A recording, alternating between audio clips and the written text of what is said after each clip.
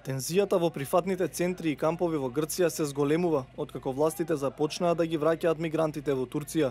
Луѓето велат дека не сакаат да се враќаат назад, но според договорот меѓу Анкара и Брисел, илегалните мигранти и оние на кои ќе им биде одбиено барањето за азил, веднаш се депортираат на турска територија. Еден од нив во очај се закануваше дека ќе изврши самоубиство. Јас сум човек, не сум животно, јас сум човек.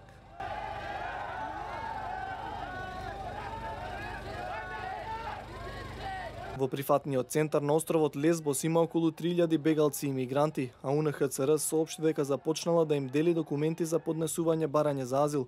Сите кои ќе пристигнат на грчките острови поминуваат низ проверки, идентификација и регистрација. Оние кои ќе побараат азил поминуваат низ процес на оценување за прифатливост, кој го извршуваат грчките власти поддржани од Европската канцеларија за азил. Секој кој ќе аплицира за азил ќе биде темелно проверен и оценет. Мораме секој случај да го прегледаме индивидуално, бидејќи некоја безбедна трета земја може различно да влијае врз одредени луѓе.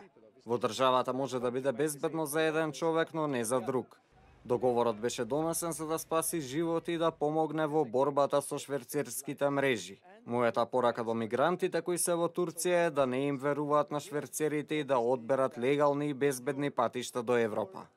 Во импровизираниот камп во Идомени, во близина на границата со Македонија, остануваат околу 12.000 бегалци и мигранти. Тие велат дека условите за живење се невозможни, но истовремено голем број од нив одбиваат да заминат во официјалните центри во другите делови на Грција. Во моментов многу фамилии се приморани да размислуваат за шверцерските патишта, многумина размислуваат за оваа опција. Некои фамилии исчезна и не знаеме што се случило со нив откако требаше да бидат прошверцувани, но не знаеме каде се сега. Има неколку шверцерски патишта преку воздух, копно или поморски пат. Државите ги затворија границите во Македонија, Србија, Хрватска, Австрија и Словенија, но рутата преку Италија е отворена. Грчките власти соопштија дека барање за азил ќе може да поднесат само оние кои се наоѓаат во официјалните прифатни центри, но и покрај тоа и лошите услови. Во последните 10 дена од Идомени заминале само околу 1000 мигранти.